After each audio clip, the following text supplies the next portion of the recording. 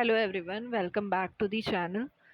सो आज की इस वीडियो में हम सीटेट की हिंदी पेडागोजी के प्रीवियस ईयर क्वेश्चन पेपर को सॉल्व करेंगे और मोस्ट इम्पॉर्टेंट क्वेश्चंस को डिस्कस करने वाले हैं। ये जो सेट है ये 20 अगस्त 2023 का सेट है, राइट। सो हम आज 15 क्वेश्चन हिंदी पेडागोजी के सॉल्व करने वाले हैं एंड दी नेक्स्ट वीडियो हम 15 क्वेश्चन जो है वो कंटेंट के सॉल्व करेंगे, right. So let's start the video. So हमारा फर्स्ट क्वेश्चन है, उस युक्ति का चयन कीजिए जो नीचे दिए गए उदाहरण से मेल खाती है। मैं भाषा पर ध्यान केंद्रित रखती हूँ। मैं इस बात का पूरा ध्यान रखती हूँ कि यह सही हो। जैसे कि आपको सेंटेंस से ही पता चल रहा है कि यहाँ पे सेल्फ असेसमेंट की बात हो रही है। यानी कि जब मैं एज एन लैंग्वेज टीचर जब मैं बच्चों को उसके साथ कम्युनिकेट करती हूँ तो मैं इस बात का ध्यान रखती हूँ कि मेरे प्रोनाउंसिएशन या मैं जो सेंटेंस बोल रही हूँ वो ईजिली अंडरस्टैंडेबल हो, कम्युनिकेबल हो, राइट। तो आपके ऑप्शंस हैं यहाँ पे। फर्स्ट ऑप्शन है परभाषा व्यवहार, सेकेंड ऑप्शन याद करना, थर्ड ऑप्शन पुनरावृत्ति करना एंड फोर्थ ऑप्शन इज स्वनिरीक्षण। तो आपका जो राइट आंसर है वो है स्वनिरीक्षण, यानी कि self assessment, right. Next question. कक्षा सेकंड के विद्यार्थी एक कविता गा रहे हैं। यह मेरी नाक है, ये मेरे कान हैं। यह कविता गाते समय वे शरीर के जिस अंग का नाम लेते हैं उस अंग को स्पर्श भी करते हैं। अध्यापिका किस विधि का प्रयोग कर उन्हें सिखा रही है।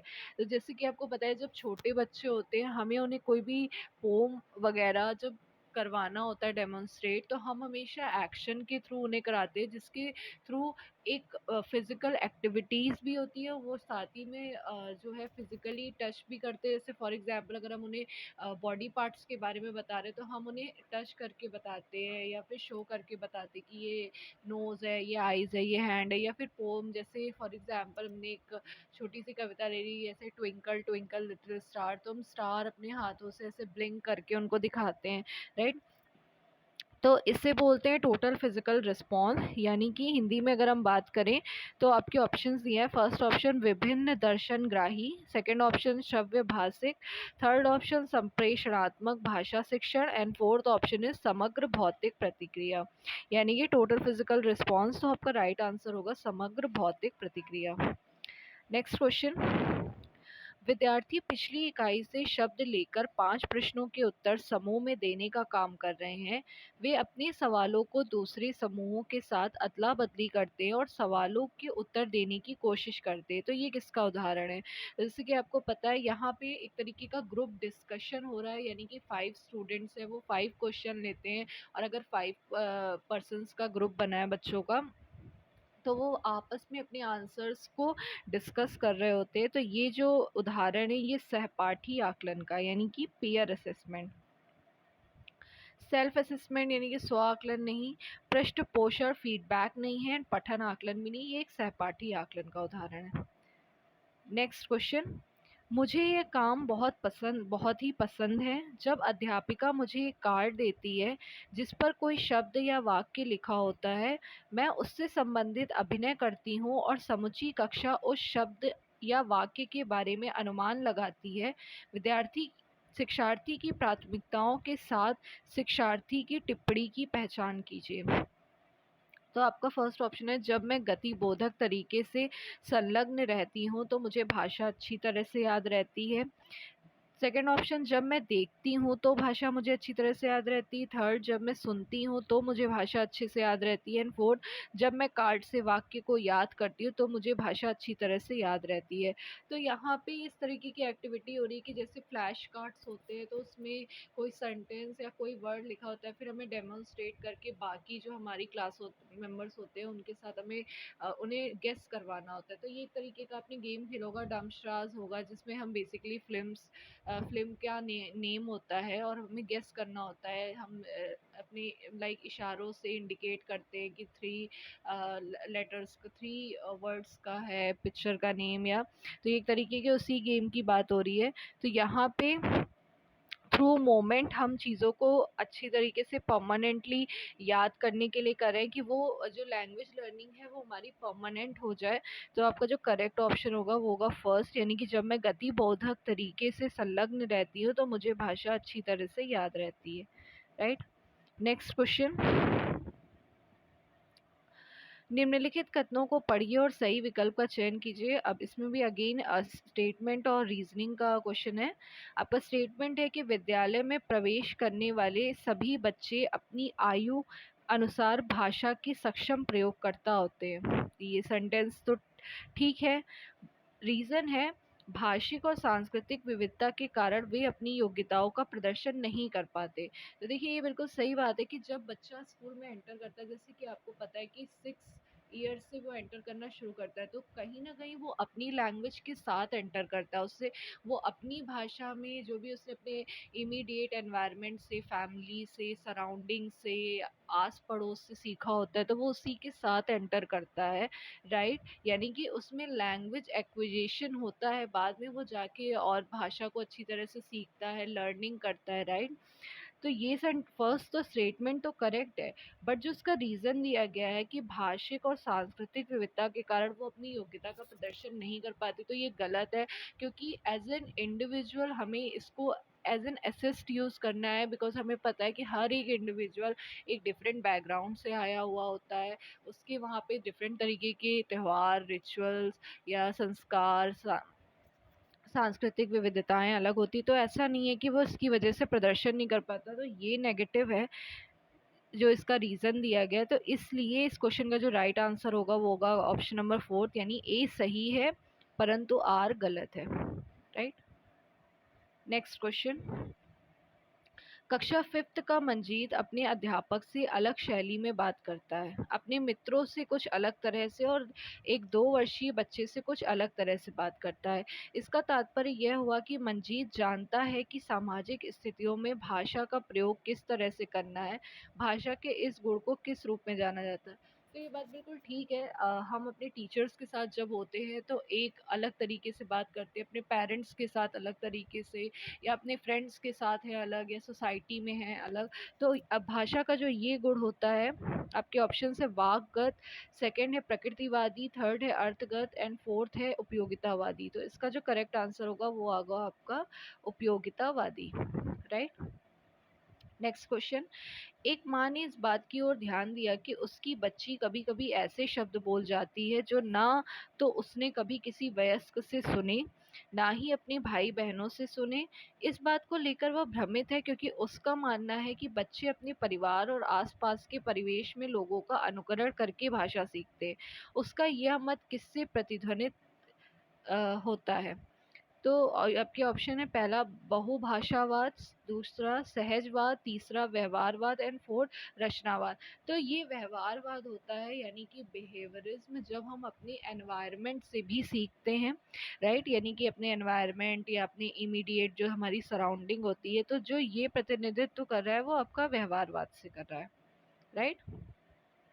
नेक्स्ट क्वेश्चन, कौशलों के उस समूह को क्या कहेंगे जो बच्चे औपचारिक पठन निर्देशन शुरू करने से पहले विकसित कर लेते हैं और जो बाद के अकादमिक कौशलों के लिए बुनियाद प्रदान करता है। तो ये होती है हमारी उद्गामी साक्षरता, ठीक। ये आपसे डायरेक्ट क्वेश्चन पूछा गया, यानी कि इमर्जेंट लिटरेसी इसको बोलते हैं इंग्लिश में। नेक्स्ट क्वेश्चन, एक दादी नानी अपने घर में छोटे बच्चों को पुस्तकों से कहानियां पढ़कर सुनाना पसंद करती हैं। इस तरह से वह उन्हें पुस्तकों और नए विचारों से परिचित करवाती हैं और बच्चे भी इस प्रक्रिया में सक्रिय रूप से संलग्न रहते हैं। इस तकनीक को किस रूप में जाना जाता है? सस्वर पाठन, मॉडल पाठन, साझा पाठन या संभाषिक पाठन। तो इसे कहते हैं संभाषिक पाठन, राइट। यानी कि कहानियाँ और कविताओं के थ्रू वो एक तरीके से भाषा का भी बच्चों को ज्ञान कराती है और वो नए नए विचारों से, नए नए लैंग्वेज से, नए नए तरीके के डिफरेंट ओपिनियन से इंट्रोड्यूस होते हैं और इसमें बच्चे भी उनके साथ संलग्न होते हैं। तो इसे कहते हैं संभाषिक पठन। नेक्स्ट क्वेश्चन, पठन सीखने का वह उपागम जिसमें मूल तत्वों जैसे वर्णों और स्वर्निम से शुरू किया जाता है और जिसमें बच्चों को यह सिखाया जाता है कि समग्र रूप से पठन सीखने से पहले स्वर्निम को शब्दों से मिलाया जाता है, इस उपागम को क्या कहते हैं? तो ये आपने अपनी इंग्लिश पेडागोजी में भी पढ़ा होगा। एक टॉप डाउन अप्रोच होती है और एक बॉटम अप अप्रोच होती है। टॉप डाउन का मतलब होता है जहाँ पे हम बड़ी से छोटी की तरफ स्टार्ट करते हैं, यानी कि कहानियाँ सुनाई, फिर हमने उनको सेंटेंस बताए, सेंटेंस के बाद फिर हमने उनको वर्ड्स बताए, फिर लेटर्स बताए। तो ये होती है आपकी टॉप डाउन अप्रोच। जबकि इसी का उल्टा होता है आपकी बॉटम अप अप्रोच, यानी कि सबसे पहले आप उन्हें वर्ण बताएंगे, फिर आपको स्वनिम बताएंगे, यानी कि फोनिम्स हो गए जहाँ पे आपके साउंड्स और जो लेटर्स होते हैं इंक्लूड करके बताया जाता है। इसके बाद आप वर्ड्स की तरफ जाएंगे, फिर सेंटेंस, फिर पैराग्राफ, कहानी, फिर पैराग्राफ, इस तरीके से। तो ये जो अप्रोच होती है वो होती है आपकी अधोगामी उपागम यानी bottom up approach, right. Next question. निम्नलिखित कथनों को पढ़िए और सही विकल्प का चयन कीजिए। स्टेटमेंट है, ध्वन्यात्मक वर्तनी के प्रयोग से सही वर्तनी लिखना सीखने की योग्यता मंद पड़ जाती है। तो ये तो गलत है, बल्कि तेज हो जाती है। रीजनिंग है, जब बच्चे पारंपरिक वर्तनी के स्थान पर अपनी आविष्कृत वर्तनी का प्रयोग करते हैं तो वह सही वर्तनी लिखने की उनकी योग्यता को मंद नहीं करती है। तो रीजनिंग सही है इसमें, पर अगेन स्टेटमेंट आपका रॉन्ग है। तो आपका जो करेक्ट ऑप्शन होगा वो होगा ए गलत है, परंतु आर सही है। Next question. नई भाषा सीखते समय बहुत से विद्यार्थी भाषा के अद्वितीय उच्चारण संबंधी नियमों के कारण भाषा बोलते समय प्रायः आत्मविश्वास की कमी का सामना करते हैं। तो इस समस्या को दूर करने का तरीका क्या है?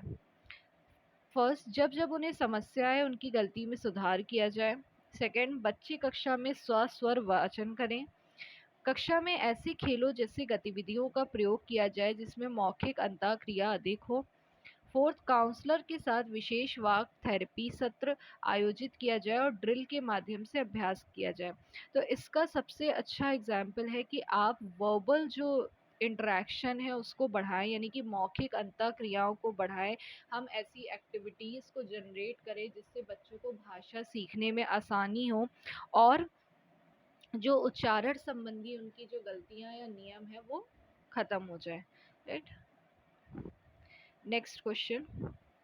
कक्षा 3 की अध्यापिका अपने शिक्षार्थियों को नई शब्दावली से परिचित करवा रही है। निम्नलिखित में से कौन सा नई शब्दावली सिखाने का प्रभावशाली तरीका है? फर्स्ट, अध्यापिका श्याम पट पर शब्द का अर्थ लिखे और शिक्षार्थियों को उसे याद करने के लिए कहे। तो इससे तो बच्चों की लर्निंग नहीं होने वाली। सेकंड, अध्यापिका शब्दों के विलोम शब्द बताए और बच्चों की भाषा में उन शब्दों का अर्थ बताए। थर्ड, अध्यापिका बच्चों को शब्दों की ठोस परिभाषा बताए। तो ये अगेन मेमोराइजेशन को स्टेप कर रहा है। फोर्थ, अध्यापिका स्थिति विशेष के अनुसार उस शब्द का अर्थ समझाने की कोशिश करे, यानी कि यहाँ पे सिचुएशंस को जनरेट करे, थोड़ा सा उनके एनवायरनमेंट के साथ उन्हें रिलेट करे। तो इस क्वेश्चन का जो राइट आंसर है वो है आपका option number fourth. Next question. भाषा सीखना किससे संबंधित है? कौशल, अर्जन, प्रक्रिया, उत्पाद। तो आपने पढ़ा होगा कि भाषा में 4 तरीके के कौशल होते हैं, LSR, W, और हमें इन्हीं सीक्वेंस में और इन चारों में हार्मोनाइज्ड करके ही भाषा सीखनी चाहिए। तो ये आपका भाषा सीखना कौशल से संबंधित है। ये तो फैक्चुअल क्वेश्चन आपसे पूछा गया। Next question. पठन के तरीकों का पाठक को क्या करना चाहिए इससे मिलान कीजिए। अब यहाँ पे देखिए ये थोड़ा सा लॉन्ग क्वेश्चन है, राइट। जैसे अनुमान है, ये पठन का तरीका है, तो पाठक को इसमें क्या करना चाहिए?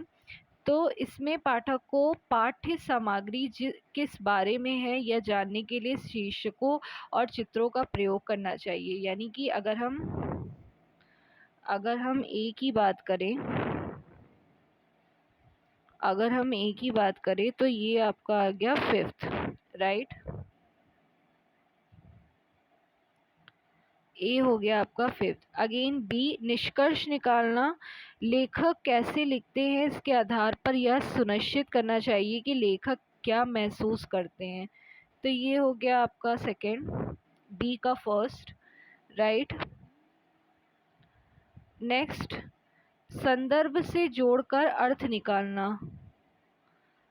तो इसका अपरिचित शब्दों को समझाने के लिए पाठ्य सामग्री के कुछ हिस्सों में मदद लेनी चाहिए, ठीक है, यानी कि रेफरेंस।